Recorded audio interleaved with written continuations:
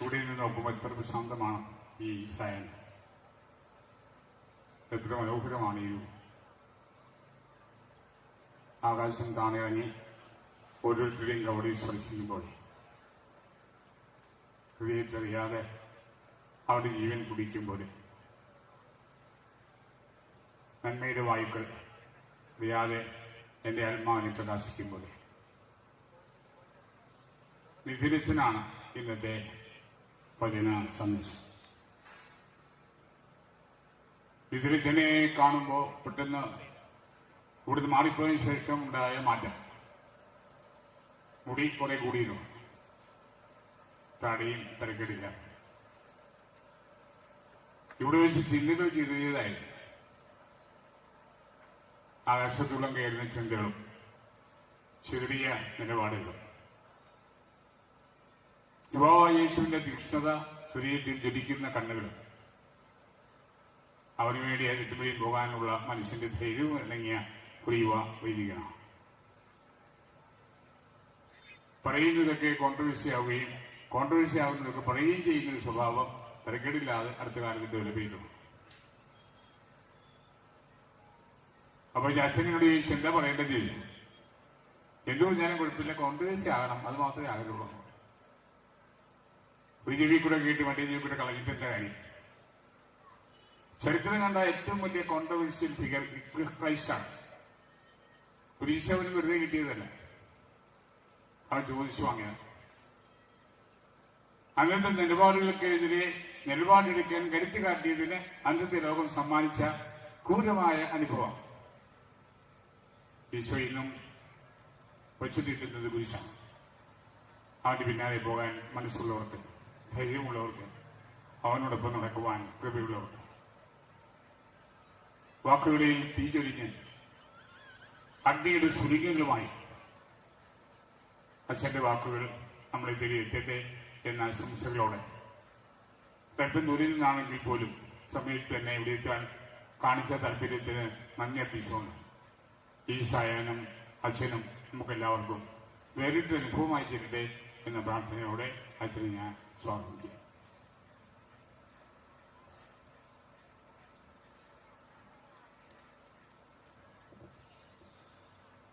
Alex അച്ഛന്റെ ഭീകരമായ introduction കേട്ടിട്ട് ഇറങ്ങി ഓടിയാലെന്ന് വരെയും ചിന്തിക്കുന്നുണ്ട്. എത്രയും സ്നേഹം നിറഞ്ഞ അലക്സ് അച്ഛ, പ്രിയപ്പെട്ട നോർബിൻ അച്ഛ, പ്രിയപ്പെട്ട മാർട്ടിൻ അച്ഛ, രണ്ടിടവകയിലെയും സ്നേഹം നിറഞ്ഞ മാതാപിതാക്കളെ, യുവജനങ്ങളെ, കുഞ്ഞുമക്കളെ, ഈ ചുറ്റിഭാഗം മാർക്കറ്റിലും പരിസരത്തുമുള്ള നാനാജാതി മതസ്ഥരായ പ്രിയ സഹോദരങ്ങളെ, നമ്മളിന്ന് ഈ മുറ്റത്തായിരിക്കുമ്പോൾ ഒരു കൺവെൻഷനുള്ള ആളുണ്ട്. അതുകൊണ്ട് തന്നെ എനിക്ക് നല്ല പേടിയുണ്ട്. അച്ഛൻ പറഞ്ഞു കോൺട്രവേഴ്സി ആയിട്ടുള്ള കാര്യങ്ങളൊക്കെ പറയാറുണ്ട്, വിവാദങ്ങളിലൊക്കെ ചെന്നപ്പെടാറുണ്ട്.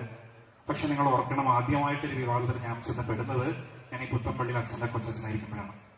അപ്പോൾ എന്തെങ്കിലും ആയെങ്കിൽ അതിന്റെ പൂർണ്ണ ഉത്തരവാദിത്വം പുള്ളിക്ക് തന്നെയാണ്. എന്റെ ജീവിതത്തിന്റെ ഒരു മഹത്തായ അധ്യായം കൂട്ടിച്ചേർത്ത ഒരു വികാരിയസാണ് അലക്സ് അച്ഛൻ. എന്റെ ജീവിതത്തിന്റെ ഏറ്റവും നിർണായകമായ സമയങ്ങളിലൂടെ ഞാൻ കടന്നു പോയത് അച്ഛന്റെ കൊച്ചച്ഛനായിരിക്കുമ്പോഴാണ്. എന്റെ പ്രിയപ്പെട്ട അപ്പച്ചൻ എനിക്ക് നഷ്ടപ്പെടുന്നത് ഇവിടെ വെച്ചാണ്. നിങ്ങൾ ഈ പറഞ്ഞ കോൺട്രവേഴ്സികൾ ആരംഭിക്കുന്നത് ഇവിടെ വെച്ചാണ്. ഈ സമയങ്ങളിലെല്ലാം മോനെ ഞാനുണ്ട് കൂടെ എന്ന് സ്വന്തം അപ്പനെ പോലെ നെഞ്ചോട് ചേർത്ത് പിടിച്ച ആ വലിയ പിതൃത്വത്തിന്റെ സ്നേഹം എന്റെ ജീവിതത്തിൽ ഞാൻ മറക്കില്ല. സ്നേഹമുള്ളവരെ, ഒരു വലിയ സന്തോഷമാണ് കേരളത്തിൽ എത്ര സ്ഥലങ്ങളിൽ ഇതുപോലെ സിറിയൻ ലാറ്റിൻ പള്ളികൾ ഒന്നിച്ചൊരു പള്ളിമുറ്റത്ത് കൂടി ഒരു തിരുനാളിന്റെ സമാപനം നടത്തുന്ന എത്ര പള്ളികളെ നിങ്ങൾക്ക് കാണിച്ചു തരാൻ പറ്റും? വളരെ അപൂർവമാണ്. ഇത് കണ്ടിട്ട് ഇപ്പൊ ഞാനായിരിക്കുന്ന സാഞ്ചൂരിന്റെ ഇടവകയിലും തൊട്ടടുത്ത വാടക ഇടവകയിൽ ചേർന്ന് ഇത് ക്രൈസ്തവിന്റെ പള്ളിയാണ്. ക്രിസ്തുവിന്റെ രാജ്യത്തെ തിരുനാൾ ഞങ്ങൾ ഒന്നിച്ച് ആഘോഷിച്ചപ്പോ അത് ജനങ്ങൾക്ക് എന്തൊരു സന്തോഷമായിരുന്നു അറിയാമോ? ഈ വരാപ്പുഴ, ഈ പുത്തൻപള്ളി എത്രയോ വർഷങ്ങൾക്ക് മുമ്പ് തന്നെ ക്രൈസ്തവികതയുടെ, വിശ്വാസത്തിന്റെ എത്രയോ മഹത്തായ പാരമ്പര്യമുള്ളൊരു മണ്ണാണ്. ആ മണ്ണിൽ ഇത്ര കാലം കഴിഞ്ഞിട്ടും അടിപിടി കൂടാതെ, വലുതായ ചെറുതായിരുന്ന ചിന്തയില്ലാതെ സ്നേഹത്തോടെ സഹവസിക്കാൻ പറ്റുന്നതിനേക്കാൾ വലിയ സൗന്ദര്യം എന്തുണ്ട്? നമ്മുടെ ഈ രണ്ട് പള്ളികളിലെ തിരുനാളുകളേക്കാൾ പ്രധാനപ്പെട്ടതാണ് ഈ കപ്പേലയുടെ തിരുനാള്. അതെന്തുകൊണ്ടാണ്? ഇവിടെ ജീവിക്കുന്ന മനുഷ്യരുടെ കച്ചവടങ്ങളിലും ജീവിത വ്യവഹാരങ്ങളിലും അവരുടെ വ്യാപാരങ്ങൾക്കും ഇടയ്ക്ക് ദൈവമേ എന്ന് ഓർക്കുന്ന ഒരു ജനത ഇവിടെ ഉണ്ടായിരുന്നു. അതുകൊണ്ടല്ലേ ഇവിടെ ഒരു കപ്പേള ഉണ്ടായിരുന്നു. മത്സരിച്ച് ആവേശത്തോടെ ജാതി മത റീത്ത് വ്യത്യാസങ്ങളൊന്നും നോക്കാതെ ആ കപ്പയിലെ തിരുനാള് ഈ ചെട്ടിഭാഗത്തെ ജനങ്ങള് ഒന്നിച്ച് നടത്തുന്നുണ്ടെങ്കിൽ അത് എത്രയോ മഹത്തായ സാക്ഷ്യമാണ് ഈ രണ്ടിടവകൾക്കും ഈ നാടിനും ഈ ചെട്ടിഭാഗം മാർക്കറ്റിനാക്കി കൊടുക്കുന്നത്. സ്നേഹമുള്ളവരെ, ഇത്തരത്തിലുള്ള പൈതൃകങ്ങളൊന്നും നഷ്ടപ്പെട്ടുകൂടെന്ന് മാത്രമല്ല, ഇത് അധികമായിട്ട് ഇനിയും വർദ്ധിച്ചു വരണം എന്ന് ആഗ്രഹിക്കുകയാണ്. കാരണം മനുഷ്യർ ഒന്നിച്ച് വസിക്കുന്നതിനേക്കാൾ, ഒന്നിച്ച് സ്നേഹിക്കുന്നതിനേക്കാൾ, ഒന്നിച്ച് ജീവിക്കുന്നതിനേക്കാൾ വലിയ സൗന്ദര്യമുള്ള കാര്യം ലോകത്തിൽ വേറെ എന്താ ഉള്ളത്? അപ്പൊ അതുകൊണ്ട് അതിന്റെ ഭാഗമാണ് ഞാനും നിങ്ങളൊക്കെ. ഈ പള്ളിമുറ്റത്തിരിക്കുമ്പോ സ്വർഗം താണിറങ്ങി വന്ന പോലെ, അല്ലെങ്കിൽ ക്രിസ്തുവിന്റെ രാജ്യത്വത്തിന്റെ കിരീടം പോലൊരു പള്ളിയാണ്. നിങ്ങൾ നോക്കി കാണാം. ഈ പള്ളിമുറ്റത്തായിരിക്കുമ്പോൾ സ്നേഹമുള്ളവരെ നമുക്കൊന്ന് പ്രാർത്ഥിക്കാം. ആദ്യം വേറൊന്നും കൊണ്ടല്ല, നമ്മുടെ സഭയുടെ തലവനായ, ലോകത്തിന്റെ മനസ്സാക്ഷിയായ ഫ്രാൻസിസ് മാർപ്പാപ്പ തന്റെ രോഗാവസ്ഥയിലൂടെ, അതിസങ്കീർണമായ അവസ്ഥയിലൂടെ കടന്നു പോകുന്ന സമയം കൂടിയാണ്. ലോകം മുഴുവൻ ഫ്രാൻസിസ് മാർപ്പാപ്പയ്ക്ക് വേണ്ടി പ്രാർത്ഥിക്കുമ്പോൾ നമ്മുടെ ഹൃദയങ്ങളിലും ഫ്രാൻസിസ് മാർപ്പാപ്പയ്ക്ക് വേണ്ടി നമുക്കൊന്ന് പ്രാർത്ഥിക്കാം. കർത്താവിന്റെ കരമായും ലോകത്തിന്റെ മനസ്സാക്ഷിയും ഒക്കെ ആയിട്ടുള്ള വലിയ ഇടയാണ്. ദൈവമേ, കരുത്തു കൊടുക്കണമേ, നിന്റെ കരങ്ങളിൽ താങ്ങണമേ എന്ന് പ്രത്യേകമായിട്ട് നമുക്ക് പ്രാർത്ഥിക്കാം. സ്നേഹം നിറഞ്ഞവരെ, ആദ്യമേ തന്നെ ഈ തിരുനാളിന്റെ നന്മകളും മംഗളങ്ങളും എല്ലാവർക്കും ഒത്തിരി സ്നേഹത്തോടെ ആശംസിക്കുന്നു. തിരുനാൾ എന്ന കഴിയാണ്. ചണ്ടകുട്ടം പരിപാടിയൊക്കെ അവസാനിച്ച് നമ്മൾ പൊടിയുന്നത് വീട്ടിൽ പോകും. പക്ഷെ വീട്ടിൽ പോയാലും നമ്മുടെ മനസ്സിൽ നിന്നും മായാതെ ഇതിന്റെ ചൈതന്യവും ഇതിന്റെ ആത്മീയതയും ഇത് തരുന്ന ജീവിത സന്ദേശങ്ങളൊക്കെ എന്നും കൈമുതലായിട്ട് ഉണ്ടായിരിക്കണമേ എന്നുള്ളതാണ് ഞങ്ങളുടെ എല്ലാവരുടെയും പ്രാർത്ഥനയും ആശംസയും. ഞാനൊരു കുഞ്ഞു ഡയലോഗ് പറയാം. ഇവിടെ പിള്ളേർ സഭയ്ക്ക് ഉണ്ടെന്ന് ഞാൻ മനസ്സിലാക്കുന്നത്. ഇത് ആര് പറഞ്ഞ ഡയലോഗാണെന്ന് നിങ്ങൾക്ക് പറയാൻ പറ്റും. ഇങ്ങനെ പറഞ്ഞു നോക്കുക. ഡയലോഗ് ഇങ്ങനെയാണ്: നമ്മുടെ കാർന്നോമാരായിട്ട് നമുക്കൊന്നും ഉണ്ടാക്കി തന്നിട്ടില്ല, പക്ഷെ നമ്മൾ പിഴയ്ക്കും. ലൈഫിലെ കിട്ടാവുന്ന എല്ലായിടത്തും നമ്മൾ എൻജോയ് ചെയ്യും, അല്ലാത്തിടത്തൊക്കെ നമ്മൾ ഫൈറ്റ് ചെയ്ത് നിൽക്കും. അതാണ് ലൈഫ്. ഇത് ആരുടെ ഡയലോഗാണ്? ആർക്ക് പറയാം? നമ്മുടെ കാർന്നോമാരായിട്ട് നമുക്ക് ഒന്നും ഉണ്ടാക്കി തന്നിട്ടില്ല, പക്ഷെ ജീവിതത്തിന് എല്ലാ സാഹചര്യങ്ങളും നമ്മൾ പിഴയ്ക്കുന്ന വെച്ചാൽ നമ്മൾ ജീവിക്കും. പറ്റുന്നിടത്തൊക്കെ നമ്മൾ ലൈഫ് എൻജോയ് ചെയ്യും, അല്ലാത്തിടത്തൊക്കെ നമ്മൾ ഫൈറ്റ് ചെയ്ത് നിൽക്കും. ഇതാണ് ലൈഫ്. ഇത് ആര് പറഞ്ഞ വാക്കാണെന്ന് പറയാമോ? പിള്ളേർക്ക് യൂത്തന്മാരില്ലേ ഇവിടെ? ആരാണ്?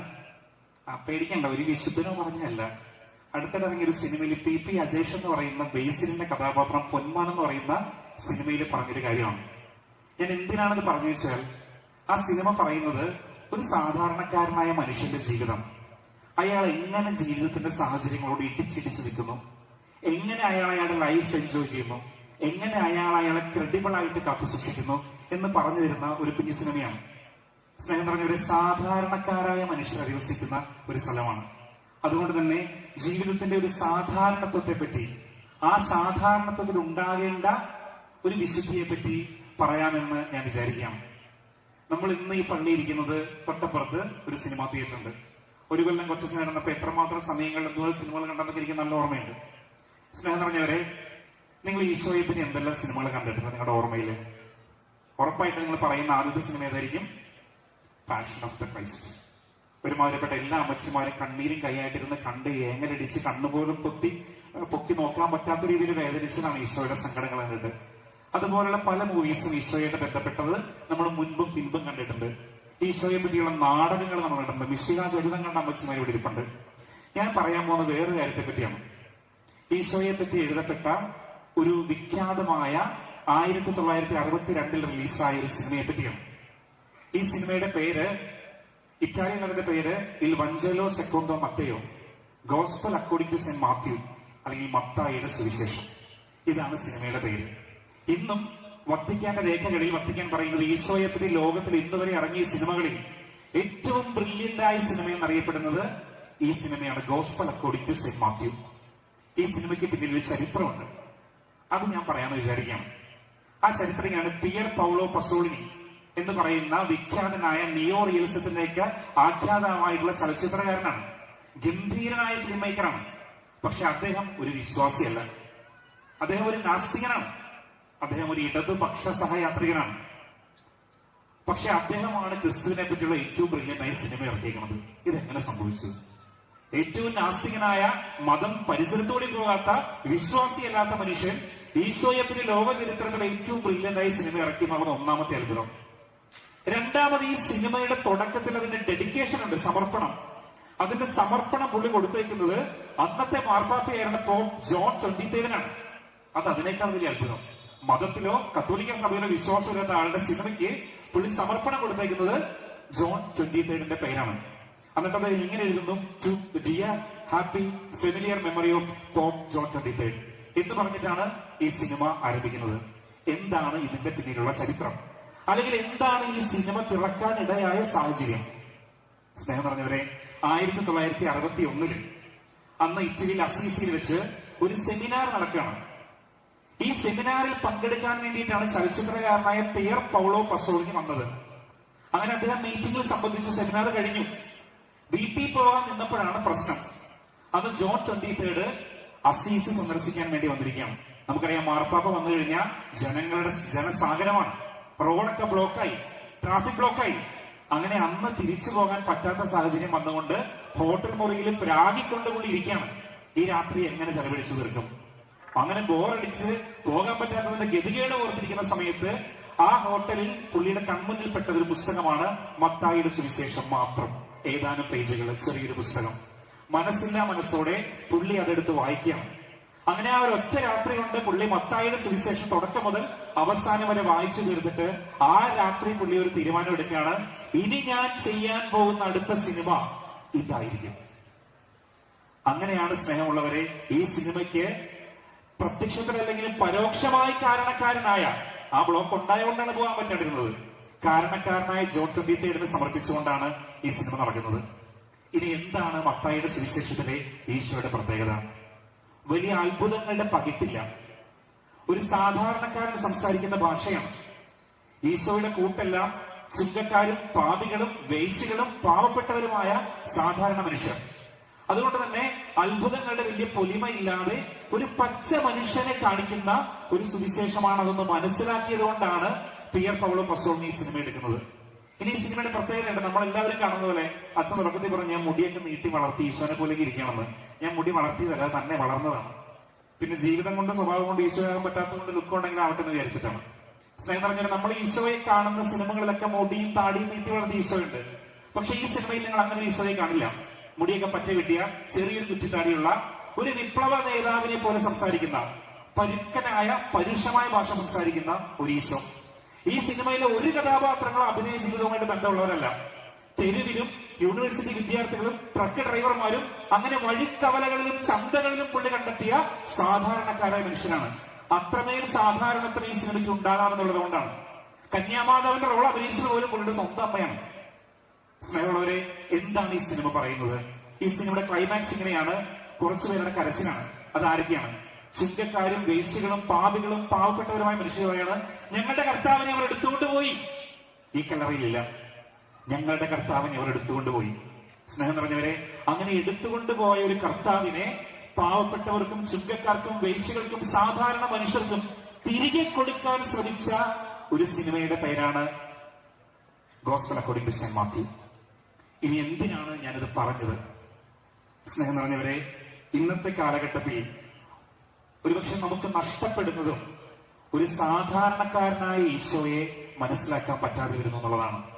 നമ്മൾ പലപ്പോഴും നെറ്റിപ്പട്ടങ്ങൾക്ക് വലിപ്പവും വസ്ത്രത്തിന്റെ തൊങ്ങലുകൾക്ക് വീതിയും ഇനി അടുത്ത് ധരിക്കാൻ പോകുന്ന തൊപ്പിയുടെ ഷേപ്പും വടിയുടെ രൂപവും ഒക്കെ ഡിസൈൻ ചെയ്ത് ഒരു വലിയ റോയൽ പ്രീസ്റ്റ്ഹുഡിനെ പറ്റിയോ രാജത്വത്തിനെ പറ്റിയോ ഒക്കെ ചിന്തിക്കുമ്പോ ഈശോ നമ്മളോട് പറയുന്നുണ്ട്, എടാ ഇതൊന്നും അല്ല ഞാൻ. സ്നേഹം പറഞ്ഞവരെ, നമ്മള് ഇതുപോലൊരു സാധാരണക്കാരനായ കർത്താവിനെ കണ്ടെടുക്കാൻ പറ്റാത്തപ്പോഴാണ് നമ്മൾ കർത്താവിനെ സംരക്ഷിക്കാൻ വേണ്ടി തെരുവിലിറങ്ങുന്ന മനുഷ്യരായിട്ട് മാറുന്നത്. ഒരു സിനിമയ്ക്കോ ഒരു പാട്ടിനോ ഒക്കെ പേര് വീണ ദൈവമേ വിശ്വാസം മരണപ്പെട്ടു, പ്രൊട്ടക്ട് കർത്താവ് എന്ന് പറഞ്ഞിട്ട് കർത്താവിനെ സംരക്ഷിക്കാൻ വേണ്ടി പോകുന്നത് ഈ സാധാരണക്കാരനായ ഈശോയെ നിങ്ങൾക്ക് മനസ്സിലാക്കാൻ പറ്റാണ്ട് വരുമ്പോഴാണ്. അവരുടെ വിരുന്നുകളിൽ പങ്കെടുത്തിരുന്ന, അവരോടൊപ്പം ഭക്ഷണം കഴിച്ചിരുന്ന, അവരുടെ വിരുന്ന മേശകളിൽ മുഖ്യ കഥാപാത്രമായിരുന്ന, അവരോടൊത്ത് തുള്ളിക്കളിച്ചിരുന്ന, അവരുടെ എല്ലാ ആഘോഷങ്ങളിലും ഒഴിവാക്കാൻ പറ്റാത്തൊരു ഈശോ, മണ്ണിലെ മനുഷ്യനെ പോലെ, മണ്ണിന്റെ മണമുള്ള മനുഷ്യനെ പോലെ ജീവിച്ച ഈശോ. ഇനി നിങ്ങളൊന്ന് ചിന്തിച്ചേ, അവൻ സംസാരിച്ചത് അത്രയും, അവൻ ചെയ്തത്രയും എത്രയും കുഞ്ഞു കാര്യങ്ങളാണ്. വിരുന്നിൽ വീഞ്ഞു തീർന്നു പോയ ഒരു കൊച്ചു കാര്യം, ആട് നഷ്ടപ്പെട്ടു പോയ ഇടയന്റെ ഒരു കുഞ്ഞു കാര്യം, ചെറിയ ചെമ്പുതിട്ട് നേർച്ചയിടുന്ന ഒരു അമ്മച്ചിയുടെ കാര്യം, വിളക്കിലെ എണ്ണ കരുതണമെന്ന് പറഞ്ഞ കുറച്ച് കന്യകകളുടെ കഥ, നിങ്ങളുടെ കൈവശം എത്ര അപ്പമുണ്ട് ഈ കാര്യം, ശിഷ്യന്മാര് കടലിൽ നിന്ന് തിരിച്ചു വരുവോളം തീരത്ത് പ്രാതലൊരുക്കി കാത്തിരിക്കുന്ന ഒരു കുഞ്ഞു കാര്യം. സ്നേഹത്തിന്റെ കൊച്ചു കാര്യങ്ങളാണ്. സ്നേഹം നിറഞ്ഞവരെ, കൊച്ചു കാര്യങ്ങളിലൂടെ ജീവിതത്തിന്റെ സാധാരണത്വത്തിലൂടെ നിങ്ങളുടെ ജീവിതത്തിന്റെ വിശുദ്ധി കണ്ടെത്തണമെന്ന് പറയുമ്പോൾ അതാണ് സ്നേഹം നിറഞ്ഞവരെ ഈ കാലഘട്ടത്തിന്റെ ഏറ്റവും പ്രധാനപ്പെട്ട കാര്യം. ഫ്രാൻസിസ് മാർപ്പാപ്പയുടെ ഈ കാലഘട്ടത്തിലെ ഒരു ചിന്തയാണ്, അതായത് സാധാരണ ജീവിതങ്ങളിൽ ജീവിതത്തിന്റെ വിശുദ്ധി കണ്ടെത്താൻ പറ്റുക. ഗൗദാത്തെ എറ്റ് എസുൾട്ടാത്തെ എന്ന് പറയുന്ന, റിജോയ്സ് ആൻഡ് ബി ഗ്ലാഡ് എന്ന് പറയുന്ന മാർപ്പാപ്പയുടെ ലേഖനത്തിൽ അദ്ദേഹം പറയുന്നുണ്ട്, വർത്തമാന കാലത്തെ സ്നേഹം കൊണ്ട് അതിജീവിക്കുന്ന, സ്നേഹം കൊണ്ട് അതിന്റെ വക്കുവരെ നിറച്ച് ജീവിക്കുക എന്നുള്ളത്. ഇനി എങ്ങനെയാണ് ഈ സാധാരണക്കാരനായിട്ട് ജീവിക്കുക? നമ്മളിവിടെ വികാരിയച്ഛനാവുമ്പോ ലോഹയുണ്ട്, നമ്മൾ കുർബാനയ്ക്ക് വിടുമ്പോ കാപ്പയുണ്ട്, നമ്മുടെ ദർശന സമൂഹം എത്രയോ പഴയ, എത്രയോ പ്രതാപമുള്ള ഒരു ദർശന സമൂഹം നമുക്കുണ്ട്. ഏറ്റവും ഭംഗിയായിട്ട് അവർ കൊണ്ടുപോകുന്നുണ്ട് തിരുനാളുകൾ എല്ലാ കൊല്ലവും. അവർക്കും ചില അടയാഭരണങ്ങളുണ്ട്. സ്നേഹം നിറഞ്ഞവരെ, ഇതൊന്നുമില്ലാത്ത ഒരു കർത്താവിനെ പറ്റിയാണ് ഞാൻ പറയാൻ ആഗ്രഹിക്കുന്നത്. ഫ്രാൻസിസ് മാർപ്പാപ്പ പറയുന്നത്, എങ്ങനെയാണ് നിങ്ങൾ സാധാരണക്കാരനായ ഈശോയെ കണ്ടെത്തുക? Jesus the common man. എങ്ങനെയാണ്? അതേ ഒരു കുഞ്ഞ് എക്സാമ്പിൾ പറയുന്നുണ്ട്. ഒരു പക്ഷെ നമ്മുടെ അമ്മച്ചിമാർക്ക് പെട്ടെന്ന് മനസ്സിലാവുന്നത്, നമ്മളെല്ലാവരും വെളുപ്പിനെ അമ്മച്ചിമാരെ ഞാൻ വിചാരിക്കുന്നത് മിനിമം ഒരു 5 മണിക്ക് എണീക്കുന്നവരുണ്ടാവും, 5-5:30 അല്ലേ? അതിനപ്പുറം പോയ പരിപാടിയും നടക്കില്ല. ജീവിതം, കുടുംബം ഓടണം. ഒരു സാധാരണ വീട്ടമ്മ വെളുപ്പിന് 5 മണിക്ക് എണീക്കുന്നു, വീട്ടിലെ കാര്യങ്ങളെല്ലാം തുടങ്ങുന്നു. കുഞ്ഞുങ്ങൾക്ക് ഭക്ഷണം ഉണ്ടാക്കണം, വീടിന് അടിച്ചു വാരണം, വൃത്തിയാക്കണം, ഭർത്താവിന് പോകാൻ വേണ്ട കാര്യങ്ങൾ നോക്കണം. അങ്ങനെ ഒരു 8:30-9 മണിയാവുമ്പോൾ കുഞ്ഞുങ്ങളെ പാക്ക് ചെയ്ത് അയച്ചു. പകുതി സമാധാനമായി. കുറച്ചു നേരം കഴിയുമ്പോൾ ഭർത്താവും പോയി. ഇനി ഈ പാത്രങ്ങൾ മൊത്തം കഴുകണം, പെര മൊത്തം അടിച്ചു തൂക്കണം. ഇതെല്ലാം കഴിഞ്ഞ് പണിയിൽ ഒരു 10-11 മണി, 11:30 ശരിയല്ലേ? നിങ്ങളുടെ പണി കൊടുക്കുന്ന സമയമല്ലേ? ഒരു 11 മണിയായപ്പോ അമ്മച്ചി, ഇനി ഒന്ന് കുളിക്കണം, ഒന്ന് തളർന്നിരിക്കണം, കാരണം അവശതയായി. അപ്പോഴാണ് ഓർത്തത് വീട്ടിലേക്കുള്ള സാധനങ്ങൾ വാങ്ങിക്കണം. മനസ്സില്ല മനസ്സോടെ അമ്മച്ചി വീണ്ടും പുറത്തേക്ക് ഇറങ്ങി. ചന്തയിൽ പോയി സാധനങ്ങൾ വാങ്ങിക്കുമ്പോ തൊട്ടയൽവക്കത്ത ചേച്ചി വന്നേക്കാണ്. മിണ്ടാനൊന്നൊരു മൂടില്ല, മനസ്സൊക്കെ ഡള്ളാണ്. എങ്കിലും എടിയേ എന്നെ ഉണ്ട്, സുഖമാണ്. അപ്പൊ അവൾ അവളുടെ വിശേഷങ്ങളും സങ്കടങ്ങളൊക്കെ പറയുന്നു. അതൊക്കെ ഒന്ന് കേട്ടിരുന്നു. എന്നാൽ അമ്മച്ചി സാധനം വാങ്ങിച്ചുകൊണ്ട് വീട്ടിൽ വന്നു. ഒന്ന് ഉറങ്ങണമെന്നുണ്ട്, പോട്ടെ സാരയില്ല. പാതി ഉറക്കത്തില് ഒരു 2 കരണക്കൊന്ന് അങ്ങോട്ട് ചെല്ലി. എന്നാ ഇനി ഉറങ്ങാൻ ഓർത്തിരിക്കുമ്പോ വീണ്ടും അലമുറ ഇട്ടുകൊണ്ട് പിള്ളേര് തിരിച്ചു വന്നു. ഒട്ടും താല്പര്യമില്ല. പൊന്നുമോനൊന്നും മിണ്ടാണ്ടിരിക്കുന്നു പറയണമെന്നുണ്ട്. എങ്കിലും കൊച്ചുങ്ങളോട് സ്കൂളിലെ വിശേഷം ചോദിച്ചു, എങ്ങനെയുണ്ടായിരുന്നു? അവരവരുടെ വിശേഷങ്ങളും കാര്യങ്ങളൊക്കെ പറഞ്ഞു. വീണ്ടും അവരുടെ കാര്യങ്ങളും ഭക്ഷണം കൊടുത്തു. വൈകുന്നേരം ഇപ്പൊ കിട്ടിയ വന്നു, മനുഷ്യ എങ്ങനെയുണ്ടായിരുന്നു എന്ന്. അയാളുടെ ജോലി സ്ഥല സങ്കടങ്ങളൊക്കെ പറഞ്ഞു. അവസാനം കെട്ടിപ്പിടിച്ച് കിടന്നുറങ്ങി. കഴിഞ്ഞു. സ്നേഹം നിറഞ്ഞവരെ, വിശുദ്ധിയാണ്. ചോദിക്കുമ്പോൾ മലമറിക്കുന്ന കാര്യങ്ങൾ ചെയ്തോ? മുട്ടുകുത്തിച്ചത് കൊന്തയില്ലയോ? ആരാധനാ പ്രകടനങ്ങൾ നടത്തിയോ? വിസീറ്റ് നടത്തിയോ? കുർബാന കണ്ടോ? പക്ഷേ ഇത്തരം ചില സാധാരണ കാര്യങ്ങളിൽ ജീവിതത്തിന്റെ വിശുദ്ധി കണ്ടെത്താൻ പറ്റുക എന്നതാണ് ഫ്രാൻസിസ് മാർപ്പാപ്പ പറയുന്നത്. The better things in the life are the little things we do for others. മറ്റുള്ളവർക്ക് വേണ്ടി ചെയ്യുന്ന കുഞ്ഞു കാര്യങ്ങളിലാണ് ജീവിതത്തിന്റെ സൗന്ദര്യം. അതുകൊണ്ട് നിങ്ങൾ നാളെ പാറമടയിൽ പോകണമെന്നോ വലിയ പണിയെടുക്കണമെന്നോ കഷ്ടപ്പെടണമെന്നോ ഒന്നും പറയുന്നില്ല. നിങ്ങളുടെ അനുദിന ജീവിതം, നിങ്ങളുടെ സിമ്പിളായ ജീവിതം, ആ ജീവിതത്തിൽ നിങ്ങൾക്ക് എങ്ങനെ നന്മ കണ്ടെത്താൻ പറ്റും? മടുപ്പില്ലാതെ, മനസ്സ് മടുക്കുമ്പോഴും നിർത്തിപ്പോകാതെ മുന്നോട്ട് കൊണ്ടുപോകാൻ പറ്റും. ഒട്ടും മൂടില്ലെങ്കിലും ഒരു പുഞ്ചിരി സമ്മാനിക്കാൻ പറ്റും. ഞാൻ വേദനിക്കുമ്പോഴും സങ്കടപ്പെടുമ്പോഴും മറ്റവരുടെ സങ്കടവും അവരുടെ വിശേഷവും അവരുടെ കാര്യങ്ങൾ അന്വേഷിക്കാൻ പറ്റും. വിശുദ്ധിയാണ് പ്രിയപ്പെട്ടവരെ, വിശുദ്ധിയാണ്. ഇതാണ് സാധാരണക്കാരനായ ഒരു കർത്താവിനെ കണ്ടെടുക്കുക എന്ന് പറയുന്നത്.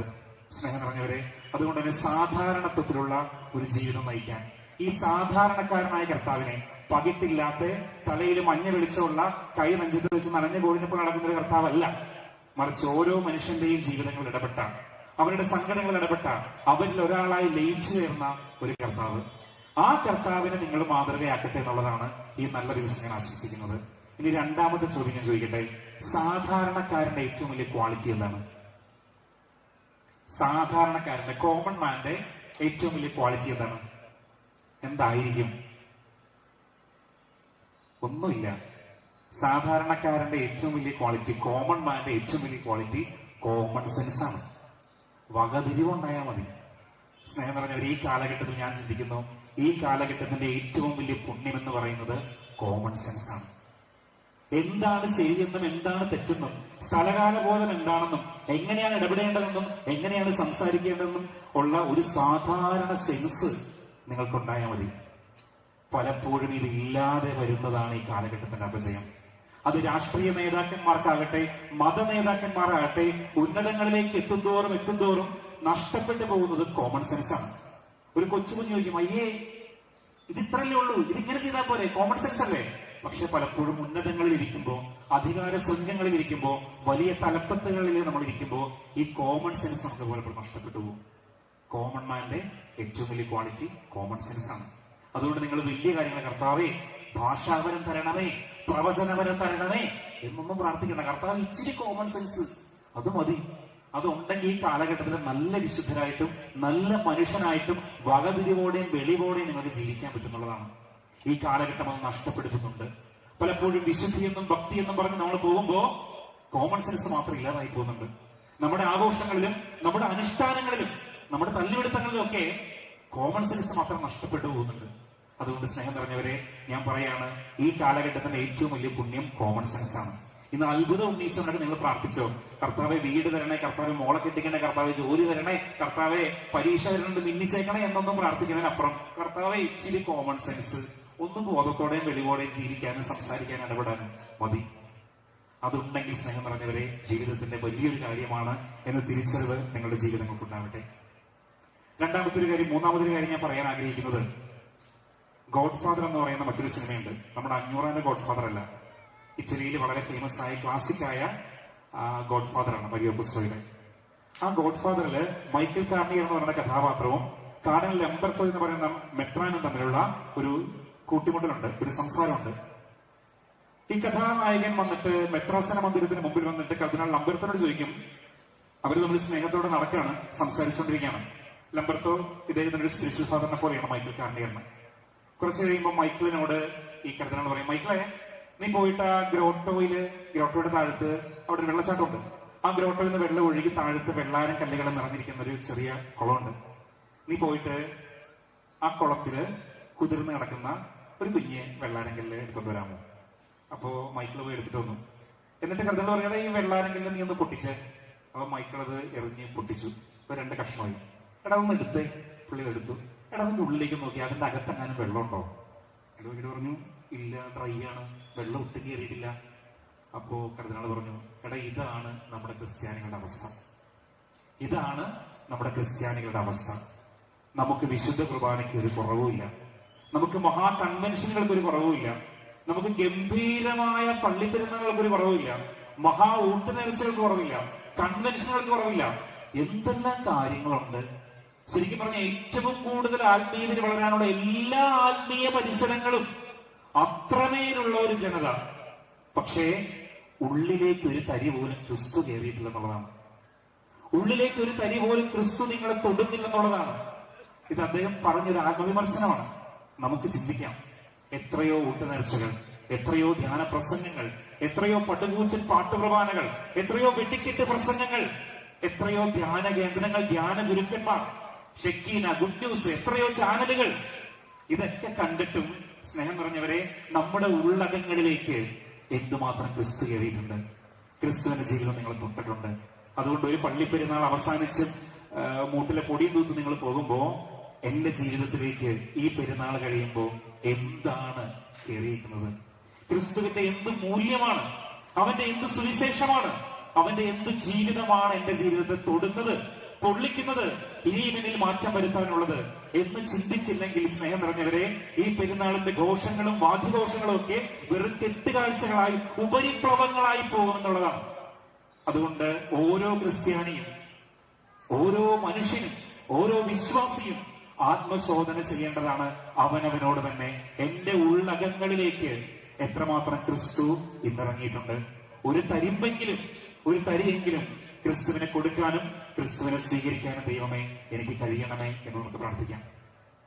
ഇനി ഇന്നത്തെ കാലഘട്ടത്തിൽ നമുക്കറിയാം, പിള്ളേര് യുവജനങ്ങൾ പള്ളിയിൽ നിന്ന് പോയിക്കൊണ്ടിരിക്കുന്ന ഒരു കാലഘട്ടമാണ്. അതിനേക്കുള്ളവരെ അവർ ജോലിയാർത്ഥം വിദേശങ്ങളിലേക്ക് പോകുന്ന ഇന്ന് എന്റെ മുമ്പിലിരിക്കുന്ന മാതാപിതാക്കളില്ലേ, ഒരുപക്ഷെ നമ്മുടെ ഒരു 70% വീടുകളിൽ നിന്ന് ഒരാളെങ്കിലും കാനഡയിലോ UK ഓസ്ട്രേലിയയിലോ എവിടെയെങ്കിലും ഇല്ലാത്ത മക്കളുണ്ടോ? കാരണം +2 കഴിയുമ്പോൾ തൊട്ട് ചേക്കേറലാണ്. അവരുടെ ജീവിതം മെച്ചപ്പെടുത്തണം, പഠിക്കണം, രക്ഷപ്പെടണം. അപ്പൊ അതുകൊണ്ട് ഇന്നത്തെ നമ്മുടെ വീട്ടകങ്ങളിൽ ഒരുപക്ഷെ നാളത്തെ സഭയിൽ ഞാൻ ചിന്തിക്കുന്നത് കൂടുതൽ പെറ്റ് ഷോപ്പുകൾ ഉണ്ടാവും, കൂടുതൽ ഡോഗുകൾ ബ്രീഡ് ചെയ്യപ്പെടും. കാരണം ഇനി അപ്പന്മാർക്ക് അമ്മമാർക്ക് കൂട്ടിരിക്കാൻ പട്ടിയൊക്കെ ഉണ്ടാവുള്ളൂ. അവസ്ഥയാണ്. പലപ്പോഴും വീട് വെച്ചിരിക്കാനൊക്കെ പോകുമ്പോ 2 കാരണവന്മാർ 1 പട്ടി. അതാണ് ഇപ്പോഴത്തെ അവസ്ഥ. സ്നേഹം പറഞ്ഞാൽ ഈ കുഞ്ഞുങ്ങളൊക്കെ രക്ഷപ്പെടണമെന്ന് നമ്മൾ ആഗ്രഹിക്കുന്നുണ്ട്. ഇന്ന് ഉണ്ണീശോനെ ഓർക്കുമ്പോ നമ്മൾ ഉറപ്പായിട്ട് നമ്മുടെ മനസ്സിൽ കൂടി നമ്മുടെ കുഞ്ഞുങ്ങളെന്ന് ഓർത്തിട്ടുണ്ടാവും. ദൈവമേ, നീ തന്ന കുഞ്ഞുങ്ങൾ, നിന്റെ ദാനങ്ങളായ കുഞ്ഞുങ്ങൾ, ഇത് നിങ്ങൾ രക്ഷപ്പെടുത്തിയേക്കണേ ദൈവമേ, ഇത് നിങ്ങളൊന്ന് കരവച്ചേക്കണേ, ഒരു നല്ല ജീവിതം ഉണ്ടാവണേ, നല്ലതാണെന്ന് നാട്ടുകാരൊന്ന് പറഞ്ഞോട്ടെ എന്ന് ചിന്തിക്കാതെ ഏതെങ്കിലും അമ്മമാരോട് ഇരിപ്പുണ്ടോ? ഇനി നമ്മൾ പോട്ടെ, കുഞ്ഞുങ്ങളെ പോട്ടെ, പോത്തുപോലെ വളർന്നിട്ടും ഇന്നും കുഞ്ഞുങ്ങളുടെ മനസ്സുള്ള കുറെ വലിയൊരു ഇരിപ്പില്ലേ? ഏതായാലും നമ്മൾ ഇന്നത്തെ ദിവസം കുഞ്ഞുങ്ങളെ പറ്റി ഓർക്കും, ഈശോനെ പറ്റി ഓർക്കും. എനിക്ക് തോന്നുന്നു ഈശോയുടെ ജീവിതത്തിന്റെ ഏതെങ്കിലും കാര്യങ്ങൾ ഈ കുഞ്ഞുങ്ങൾക്ക് കൊടുക്കണമെന്ന് നിങ്ങൾ ആഗ്രഹിക്കുന്നുണ്ടെങ്കിൽ നിങ്ങൾ ഒറ്റ കാര്യം പ്രാർത്ഥിച്ചാൽ മതി. ഇന്നത്തെ കാലഘട്ടത്തിൽ എന്റെ മോൻ UK പോയി രക്ഷപ്പെടണേ, എന്റെ മോനൊരു നല്ല ജോലി കിട്ടണേ, ഒരു കിടിലൻ പെണ്ണിനെ കിട്ടണേ, കർത്താവ് അവന്റെ പരീക്ഷ നിന്നിച്ചേക്കണേ എന്നൊക്കെയുള്ള 100,000 പ്രാർത്ഥനകൾ നമ്മുടെ മനസ്സിലുണ്ടാവും. ഞാൻ നിങ്ങളോട് പറയുന്നു, നിങ്ങളുടെ മക്കളെ എന്റെ കുഞ്ഞ് സ്നേഹിക്കാൻ കഴിവുള്ള ഒരു കുഞ്ഞായി മാറണമേ, വേറെ ഒന്നും വേണ്ട. നാളെ സമ്പത്തില്ലെങ്കിലും പണമില്ലെങ്കിലും പ്രതാപമില്ലെങ്കിലും നാളെ ജീവിതം ആകെ അവിഞ്ഞു പോയാലും സ്നേഹിക്കുന്ന ഒരു മനുഷ്യനാണ് അവനെന്ന് നാളെ നിങ്ങളുടെ കുഞ്ഞിനെ പറ്റി, മോനെ പറ്റി, മോളെ പറ്റി പറയാൻ പറ്റിയ സ്നേഹമുള്ളവരെ, അതിനേക്കാൾ വലിയ ലാവണ്യമുള്ള കാഴ്ച ലോകത്തിലില്ല എന്നുള്ളതാണ്. കാരണം ഈശോയുടെ ജീവിതത്തിന്റെ ഏറ്റവും വലിയ സൗന്ദര്യം എന്ന് പറയുന്നത് അവനുണ്ടായിരുന്ന സഹജീവി സ്നേഹമാണ്, അവനുണ്ടായിരുന്ന ആർദ്രതയാണ്. ജനക്കൂട്ടത്തെ കണ്ടപ്പോൾ അവന്റെ ഹൃദയം അലിഞ്ഞു, അവന്റെ മനസ്സലിഞ്ഞു എന്ന് പറയുന്നതാണത്. സ്നേഹം പറഞ്ഞവരെ, നിങ്ങളുടെ കുഞ്ഞുങ്ങൾക്ക് വേണ്ടി നിങ്ങൾ എന്തെങ്കിലും പ്രാർത്ഥിക്കാൻ ആഗ്രഹിക്കുന്നെങ്കിൽ എന്റെ ഈശോയെ അവനെ സ്നേഹിക്കാൻ കഴിവുള്ള ഒരു കുഞ്ഞാക്കി മാറ്റണമേ, സ്നേഹത്തിന്റെ സൗന്ദര്യമുള്ള ഒരു കുഞ്ഞാക്കി അവനെ മാറ്റണമേ എന്നതായിരിക്കട്ടെ നിങ്ങളുടെ ഏറ്റവും വലിയ പ്രാർത്ഥന. ആ പ്രാർത്ഥനയിൽ എല്ലാ കാര്യങ്ങളും ഉണ്ട്. ഒരു മനുഷ്യ കുഞ്ഞായിരിക്കാൻ വേണ്ട എല്ലാ ക്വാളിറ്റിയുടെയും എല്ലാ ഡിഗ്നിറ്റിയുടെയും ആകെ തുകയുടെ പേരാണ് സ്നേഹിക്കാനുള്ള കഴിവുള്ള കുഞ്ഞായിട്ട് എന്റെ മക്കൾ മാറണമേ എന്നുള്ളത്. സ്നേഹം പറഞ്ഞവരെ, ഉണ്ണീശോയെ നമ്മൾ ഓർമ്മിക്കുന്ന, അവനെ പറ്റി പറയുന്ന ഏറ്റവും സുന്ദരമായ ഒരു കാര്യമുണ്ട്. ഒരു ഒറ്റ സെന്റൻസിൽ ഒരു ആൽബം മുഴുവൻ ഒളിപ്പിച്ച ഒരു സൗന്ദര്യം അതിനുണ്ട്. ഈശോ ജ്ഞാനത്തിലും പ്രായത്തിലും ദൈവത്തിന്റെയും മനുഷ്യന്റെയും പ്രീതിയിൽ വളർന്നു വന്നു. എന്ത് സുന്ദരമായ വാക്യമാണ്, എന്തൊരു സുന്ദരമായ ഡെഫിനിഷനാണ്. ഇതിൽ പരം ഒരു കുഞ്ഞിന്റെ വളർച്ചയുടെ പൂർണ്ണതയെ നമുക്ക് എങ്ങനെ നിർണ്ണയിക്കാൻ പറ്റും? ദൈവമേ, എന്റെ കുഞ്ഞ് പ്രായത്തിൽ വളരണം. ഫുഡ് കൊടുക്കുന്നുണ്ട്, ബൂസ്റ്റ് കൊടുക്കുന്നുണ്ട്, കുഴിമന്തി അൽഫാം കൊടുക്കുന്നുണ്ട്, വളർന്നോളും, ഉറപ്പായിട്ടും വളർന്നോളും. പ്രായത്തിൽ വളരുന്നുണ്ട്. ആ പ്രായത്തിനകത്ത് പക്വത എന്റെ കുഞ്ഞിനുണ്ടാവുന്നുണ്ടോ? ആളുകളോട് ഇടപഴകുമ്പോ, മുതിർന്നവരോട് ഇടപഴകുമ്പോ, ഇതര മനസ്സരോട് സംസാരിക്കുമ്പോ, തന്നേക്കാൾ താഴ്ന്നവരുമായി ഇടപെടുമ്പോ അവൻ ഈ സഹജീവി സ്നേഹം ഉണ്ടാവുന്നുണ്ടോ? ജ്ഞാനത്തിൽ വളരുക വിശുദ്ധമാണ്.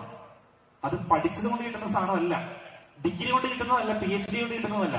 വിശുദ്ധമാണ്, ജ്ഞാനമാണ്. ഏതാണ് നന്മയെന്നും ഏതാണ് തിന്മയെന്നും ഏതാണ് ദൈവഹിതമെന്നും ഏതാണ് മനുഷ്യത്വമെന്നും തിരിച്ചറിയാനുള്ള ബോധ്യത്തിന്റെ പേരാണ് ജ്ഞാനം. എന്റെ കുഞ്ഞ് ജ്ഞാനത്തിൽ വളരുന്നുണ്ടോ? ഇനി അടുത്തതാണ്, അവൻ ദൈവത്തിന്റെ പ്രീതിയിൽ, ദൈവത്തിന് പ്രിയപ്പെട്ടവനായിട്ട് എന്റെ കുഞ്ഞ് മാറുന്നുണ്ടോ? അവൻ മനുഷ്യർക്ക് പ്രിയപ്പെട്ടവനാണോ? ഇതെല്ലാം ഉണ്ടെങ്കിൽ സ്നേഹം പറഞ്ഞവരെ, ജീവിതത്തിന്റെ തികവുറ്റൊരു അധ്യായം നമുക്ക് എഴുതി കുറിക്കാൻ സാധിക്കുന്നതാണ്. അതുകൊണ്ട് നിങ്ങൾ എല്ലാവരും ഈ നല്ല ദിനത്തിൽ നിങ്ങളുടെ കുഞ്ഞുങ്ങൾക്ക് വേണ്ടി പ്രാർത്ഥിക്കട്ടെ. അത് കുഞ്ഞ് ചെറുതാണെങ്കിലും വലുതാണെങ്കിലും ഇത്തിരി മുറ്റിയതാണെങ്കിലും മുതിർന്നതാണെങ്കിലും ഒക്കെ, ദൈവമേ, എന്റെ കുഞ്ഞ് ജ്ഞാനത്തിലും പ്രായത്തിലും ദൈവത്തിനും മനുഷ്യർക്കും പ്രിയപ്പെട്ടവനായി തീരണമേ എന്നുള്ള പ്രാർത്ഥന നിങ്ങളിൽ നിന്ന് ഒരു കാലത്തും കൈമോശം വരാതിരിക്കട്ടെ എന്നുള്ളതാണ്. ഏറ്റവും അവസാനമായിട്ട് ക്രിസ്തുവിനുണ്ടായിരുന്ന ഒരു ക്വാളിറ്റി കൂടി പറഞ്ഞിട്ട് ഞാൻ അവസാനിപ്പിക്കുകയാണ്. അത് അച്ഛൻ തുടക്കത്തിലെ പറഞ്ഞൊരു കാര്യമാണ്. നമ്മുടെ ഈശോ കട്ടിലിൽ കിടന്ന് മരിച്ചില്ല. നമ്മുടെ ഈശോ ഒരു 70 mm ചിരി ചിരിച്ചുകൊണ്ട് ഫോട്ടോയ്ക്ക് പോസ്റ്റ് ചെയ്ത് മരിച്ചില്ല. നമ്മുടെ ഈശോ വെള്ളം കുടിച്ചുകൊണ്ട് സമാധാനത്തോടെ മരിച്ചില്ല. നമ്മുടെ ഈശോ കഴിവേറ്റപ്പെട്ടവനായിരുന്നു. കള്ളനെ പോലെ, കുറ്റവാളിയെ പോലെ കുരിശിലേറ്റപ്പെട്ടവനായിരുന്നു. എന്തിനാണ്? എന്താണ് കാരണം? സ്നേഹം പറഞ്ഞവരെ, അവൻ തെറ്റുകളെ കണ്ട് അത് തെറ്റാണെന്ന് പറയാതിരുന്നെങ്കിൽ, അധികാരികളെ നോക്കി വിമർശിക്കാതിരുന്നെങ്കിൽ, ആ കുറുക്കനോട് പോയി പറയുക എന്ന് പറഞ്ഞ അധികാരവർഗത്തെ വെല്ലുവിളിക്കാതിരുന്നെങ്കിൽ അവൻ സമാധാനത്തോടെ മരിക്കുമായിരുന്നു. പക്ഷെ ക്രിസ്തു പ്രതികരിക്കുന്നവനായിരുന്നു. തെറ്റ് തെറ്റാണെന്നും ശരി ശരിയാണെന്നും മുഖം നോക്കാതെ പറയാനുള്ള ആർജവം അവനുണ്ടായിരുന്നു. എന്റെ പിതാവിന്റെ ആലയം നിങ്ങൾ ഗുഹയാക്കരുത്, ബിസിനസ് ആക്കരുത്, മാർക്കറ്റ് ആക്കരുത് എന്ന് പറയാനുള്ള ബോധ്യം അവനുണ്ടായിരുന്നു. അങ്ങനെ പറഞ്ഞാൽ നാട്ടുകാരെന്ത് വിചാരിക്കും? സോ എന്നെ പറ്റിയുള്ള ഇമേജ് ഉണ്ടാവും. ആളുകൾ എന്ത് വിചാരിക്കും? വേണ്ട, ഒരു സീൻ ഉണ്ടാക്കണ്ട, എന്തിനാ വെറുതെ അരമ്പുണ്ടാക്കണേ, എന്തിനാ വെറുതെ നല്ല ഇമേജ് കളയണേ എന്ന് നമ്മൾ ചിന്തിക്കുമ്പോൾ സ്നേഹം നിറഞ്ഞവർ ഈ കാലഘട്ടത്തിന് അപകടമാണ്. ഒരിക്കൽ എരിക് മൗസോ എന്ന് പറയുന്ന വിപ്ലവ നേതാവ്, ചിന്തകൻ പറഞ്ഞൊരു കാര്യമുണ്ട്: 1000 വട്ടം കൊന്നാലും നീ സത്യം വിളിച്ച് പറഞ്ഞുകൊണ്ടേയിരിക്കണം. കാരണം അത് ഇല്ലാതിരുന്നത് കൊണ്ടാണ് ഈ ലോക ചരിത്രത്തിൽ ഇത്രമാത്രം ദുരന്തങ്ങൾ ഉണ്ടായത്. പലപ്പോഴും രാഷ്ട്രീയ നേതാക്കന്മാരും പല അധികാരികളും കാണിച്ചിട്ടുള്ള തെറ്റുകൾ തെറ്റാണെന്ന് പറയാൻ മടിച്ചത് കൊണ്ട്, അതിനെ എതിർക്കാതിരുന്നത് കൊണ്ട്, അതിനെ കണ്ണടച്ചിരുന്നത് കൊണ്ട്, അത് എന്റെ കാര്യമല്ലല്ലോ, എന്നെ ബാധിക്കുന്നില്ലല്ലോ എന്ന് വിചാരിച്ചത് കൊണ്ട് ഇവിടെ പല യുദ്ധങ്ങളും ഉണ്ടായി, പല അടിമത്തങ്ങളും ഉണ്ടായി, പല ദുരന്തങ്ങളും ഉണ്ടായി. സ്നേഹം നിറഞ്ഞവരെ, ക്രിസ്തുവിന്റെ മറ്റൊരു ക്വാളിറ്റി പ്രതികരിക്കുന്ന ക്രിസ്തു ആയിരുന്നു. തെറ്റുകളെ മൂടി വെക്കുന്ന ക്രിസ്തു ആയിരുന്നില്ല.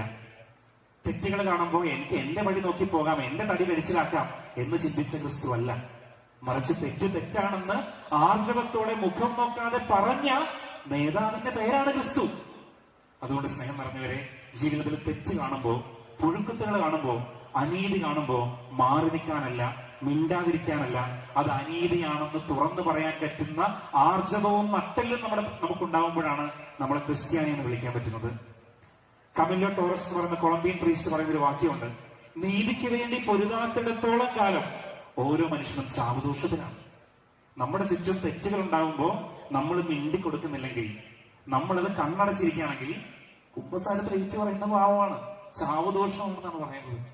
സ്നേഹം നിറഞ്ഞവരെ, നീതിക്ക് വേണ്ടി നിലകൊണ്ട, സത്യത്തിന് വേണ്ടി നിലകൊണ്ട, സഹജീവി സ്നേഹം ജീവിതത്തിന്റെ അവസാനം വരെ പുലർത്തിയ ഒരു നേതാവിനെയാണ് നമ്മൾ ഓർമ്മിക്കുന്നത്. ഈ 2025 ജൂബിലി വർഷമാണ്. കർത്താവ് ഈ ഭൂമിയിൽ വന്ന് പിറന്നിട്ട് ഈ 2025 കൊല്ലങ്ങൾ പിന്നിട്ട് ആ കർത്താവിന്റെ പിന്നാളികൾ, ആ കർത്താവിന്റെ അനുയായികൾ എന്ന് പറഞ്ഞ് അഭിമാനിക്കുന്ന മാമോദീസ വെള്ളം തലയിൽ വീണ നമ്മൾ ഓരോരുത്തരും ചിന്തിക്കേണ്ടത്, ഈ കർത്താവിന്റെ എന്ത് കാര്യമാണ് ഞാൻ സ്വന്തമാക്കിയിരിക്കുന്നത്? പള്ളിയിൽ പോകണമെന്നുള്ള പേരാണോ? ഒരു മാമോദീസ പേരാണോ? അതിനപ്പുറം അവന്റെ സുവിശേഷത്തിൽ ഉണ്ടായിരുന്ന നീതിബോധം, അവൻ പറഞ്ഞിരുന്ന ഗോസ്പൽ വാല്യൂസ്, അവനുണ്ടായിരുന്ന സഹജീവി സ്നേഹം, അവനുണ്ടായിരുന്ന ശത്രു സ്നേഹം, അവനുണ്ടായിരുന്ന ആർദ്രത, ഇതൊക്കെ നമ്മുടെ ജീവിതങ്ങളിൽ ഒരു തരിമ്പെങ്കിലും ഇല്ലെങ്കിൽ നമ്മളെ ഒന്നും ക്രിസ്ത്യാനി വിളിക്കാൻ പറ്റത്തില്ല. സ്നേഹമുള്ളവരെ, അത് വലിയൊരു പൊള്ളത്തരമായിട്ട് മാറും. അതുകൊണ്ട് തിരുനാളിന്റെ കൊടിതോരണങ്ങൾ ഇറങ്ങുന്ന ഈ സമയത്ത് ക്രിസ്തു നിങ്ങൾക്ക് പൊള്ളുന്ന ഒരു ഓർമ്മപ്പെടുത്തലും, പൊള്ളിക്കുന്ന ഒരു ചോദ്യവും, ആഴമുള്ള ഒരു പ്രചോദനവുമായിരിക്കട്ടെ എന്ന് മാത്രം ആശംസിക്കാനാണ് ഞാൻ ആഗ്രഹിക്കുന്നത്. ഒരു കുഞ്ഞു കാര്യം മാത്രം പറഞ്ഞോട്ടെ, അവസാനിപ്പിക്കാം. 2ാം ലോക മഹായുദ്ധ കാലത്ത് അന്ന് ഹിറ്റ്ലറിന്റെ പട്ടാളം നാസികളെയും കൊണ്ട് ട്രെയിനിൽ കൂകിപ്പായും. കാരണം ആ ട്രെയിൻ ചെന്ന് അവസാനിക്കുന്നത് ഹിറ്റ്ലറിന്റെ കോൺസെൻട്രേഷൻ ക്യാമ്പിലാണ്. അവിടെ പിന്നെ മരണമാണ്. പക്ഷെ ഈ ട്രെയിൻ കൂകി പോകുമ്പോൾ അതിന്റെ ഉള്ളിലിരിക്കുന്ന മനുഷ്യർക്ക് അറിയാം, ട്രോഫി തരാൻ വേണ്ടി കൊണ്ടുപോകണതല്ല, കൊല്ലാൻ വേണ്ടി കൊണ്ടുപോകണതാണ്. അതുകൊണ്ട് തന്നെ ട്രെയിൻ കൂകിപ്പായുമ്പോൾ അലമുറയും കരച്ചിലുമാണ് ആ ട്രെയിനകത്തുള്ള മനുഷ്യർ. ഈ ട്രെയിൻ കടന്നു പോകുന്ന റെയിൽപ്പാളത്തിന്റെ ചോട്ടിലാണ് ഈ കുഞ്ഞു ദേവാലയം. ഈ ദേവാലയത്തിൽ ഞായറാഴ്ച കുർബാന അർപ്പിച്ചുകൊണ്ടിരിക്കുമ്പോൾ ഈ ട്രെയിൻ പോകും. ഈ ട്രെയിനിൽ നിന്ന് അലമുറയും കരച്ചിലും മനുഷ്യരുടെ രോദനവും കേൾക്കുമ്പോൾ അച്ഛന്റെ തൊണ്ട നിടറും, ആളുകളുടെ കണ്ണെന്ന് നിറയും. ദൈവമേ, മനുഷ്യരാണ്. അത് ആദ്യത്തെ ഞായറാഴ്ചയല്ല, പിന്നെ എല്ലാ ഞായറാഴ്ച അത് പതിവ് കാഴ്ചയായി.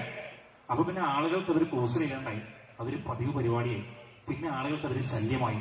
അങ്ങനെ പള്ളി കമ്മിറ്റി കൂടി, പാരിഷ് കൗൺസിൽ കൂടി, അവർ പറഞ്ഞു ഇതൊരു ശല്യമാണ്. ഭക്തിസാന്ദ്രമായ നമ്മുടെ ഞായറാഴ്ച കുർബാന നടന്നുകൊണ്ടിരിക്കുമ്പോ ഒച്ചപ്പാടും ബഹളവും, ട്രെയിൻ കൂകിപ്പോയി. ഇതിനൊരു പരിഹാരം ഉണ്ടാക്കണം. ഹിറ്റ്ലറിന്റെ ട്രെയിൻ തടയാൻ പള്ളിയിലെ വികാരിച്ചിന് കമ്മിറ്റിക്കും പറ്റത്തില്ല. പക്ഷെ അവരൊരു തീരുമാനം എടുത്തു, ഇനി ട്രെയിൻ കൂകിപ്പോയുമ്പോൾ നമുക്കൊരു കാര്യം ചെയ്യാം. നമ്മുടെ കൊയർ പാടിക്കൊണ്ടിരിക്കുകയാണെങ്കിൽ കീബോർഡിന്റെ സൗണ്ട് ഒന്ന് കയറ്റി വെക്കുന്നു. പാട്ട് പാടുന്ന കൊയറിനെ ഒന്ന് ഒച്ചത്തിൽ പാടുന്നു. കുർബാനയിൽ നിന്ന് വികാരിച്ചിന് ഇച്ചിരി സൗണ്ട് കിട്ടുന്നു. അങ്ങനെ ഒരു താൽക്കാലിക പരിഹാരം ഉണ്ടാക്കി. സ്നേഹം നിറഞ്ഞവരെ, സത്യം പറഞ്ഞ പാടി തോൽപ്പിക്കുക എന്ന് പറയും. സ്നേഹം നിറഞ്ഞവരെ, ഇന്ന് തിരുനാൾ ആഘോഷിക്കുമ്പോൾ സാധാരണക്കാരായ മനുഷ്യരുടെ കണ്ണുനീരിനും വേദനയ്ക്കും മുകളിലല്ല നമ്മുടെ ഒരു ആഘോഷങ്ങളും, നമ്മുടെ ഒരു ആരാധനക്രമവും, നമ്മുടെ ഒരു ഭക്താനുഷ്ഠാനവും. അത് നമുക്ക് മറക്കാതിരിക്കാം. ഈ വരാപ്പുഴയില്, ഈ ചെത്തിഭാഗത്ത് സാധാരണ ജീവിതം നയിക്കുന്ന മനുഷ്യരാണ് നമ്മളൊക്കെ. നമ്മുടെ കൂടെ വേദനിക്കുന്ന എത്രയോ മനുഷ്യരുണ്ട്. ജീവിതത്തിൽ പെട്ടുപോയ എത്രയോ മനുഷ്യരുണ്ട്. എത്രയോ പേര് ആത്മഹത്യ ചെയ്യുന്നുണ്ട്. കാരണം മുന്നോട്ട് നീങ്ങാനുള്ള പ്രതീക്ഷ നഷ്ടപ്പെടുമ്പോൾ, ഇനി ജീവിക്കാനുള്ള ധൈര്യമില്ലാതായി പോകുമ്പോൾ ഡിപ്രഷൻ അടിക്കുന്ന എത്ര മക്കളുണ്ടെന്ന് അറിയാമോ? കൂടിവരാണ്. നിങ്ങൾ ചിന്തിക്കണം, +2 തൊട്ടൊക്കെ, അല്ലെങ്കിൽ അതിനും താഴെത്തൊട്ടുള്ള പിള്ളേരിൽ ഡിപ്രഷൻ വരുന്ന ഒരു റേറ്റ് നിങ്ങളൊന്ന് ആലോചിക്കണം. ഒന്ന് പങ്കുവെക്കാൻ ആളില്ലാതെ, ഒന്ന് ഹൃദയം തുറക്കാൻ ആളില്ലാതെ, ഒരു ഒറ്റ നിമിഷം ഒന്ന് പാളിപ്പോയാൽ മതി ആത്മഹത്യയിലേക്ക് പോകാവുന്ന ജീവിതങ്ങളാണ്. സ്നേഹം പറഞ്ഞവരെ, ഇതുപോലെ ഡിപ്രഷനിലേക്കോ വിഷാദങ്ങളിലേക്കോ ഒക്കെ തള്ളിപ്പോയിട്ടുള്ള എത്ര മനുഷ്യരുണ്ട്. നമുക്ക് മനുഷ്യരുടെ കണ്ണുകളിലേക്കും അവരുടെ ജീവിതങ്ങളിലേക്കും ശ്രദ്ധ തിരിക്കാം. നമ്മുടെ ഒരു ആഘോഷവും മനുഷ്യരുടെ കണ്ണുനീരിനും അവരുടെ ദാരിദ്ര്യത്തിനും അവരുടെ പട്ടിണിക്കും മുകളിലല്ല. അതുകൊണ്ട് ഇവിടെ തിരുനാൾ ആഘോഷിക്കുമ്പോൾ രണ്ടിടവകയിലെയും ഈ ചെട്ടിഭാഗത്തുള്ള ജനങ്ങളോട് പറയുന്നത്, നമുക്കിടയിൽ ജീവിക്കുന്ന മനുഷ്യരെ ക്രിസ്തു കണ്ടതുപോലെ ഒരു സാധാരണക്കാരന്റെ കണ്ണോടെ അവരെ കാണാൻ, ഒരു സാധാരണക്കാരനെ പോലെ അവരെ നോക്കാൻ, കോമൺ സെൻസോടെ പെരുമാറാൻ, ക്രിസ്തുവിനുണ്ടായിരുന്ന പ്രിഫറൻഷ്യൽ ലവ്, ആർദ്രത നമ്മുടെ ജീവിതങ്ങളിൽ കൈമോശം വരാൻ ഈ കുഞ്ഞുണ്ണീശോ വലിയൊരു പ്രചോദനമാകട്ടെ ഞാൻ ആശംസിക്കുകയാണ്. നിങ്ങളുടെ എല്ലാവരുടെയും ജീവിതം ഈ തിരുനാൾ കൊണ്ട് അവസാനിക്കുന്നില്ല.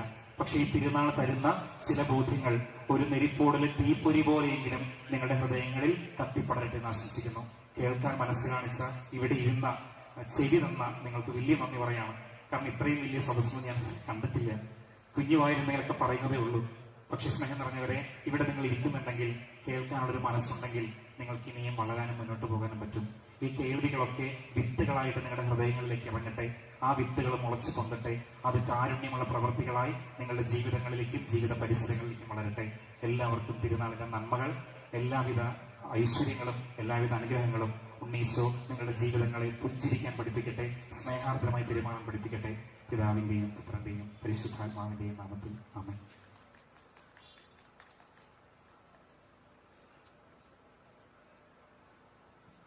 നമ്മൾ അവിടെ ചെന്നതിന് ശേഷം കപ്പലിൽ ചെന്നതിന് സ്വാഗതം പ്രാർത്ഥനയും ആശീർവാദമുണ്ട്. എങ്കിലും ഒരു മിനിറ്റ് റേഡിയോയിൽ പിന്നെ കേട്ടത് എന്താണ്, അറിഞ്ഞത് എന്താണ്, എൻ്റെ ഉള്ളിലേക്ക് കടന്നു വന്നത് എന്താണ്, ഒരു മനസ്സിൽ തോന്നിയത് എന്താണ്?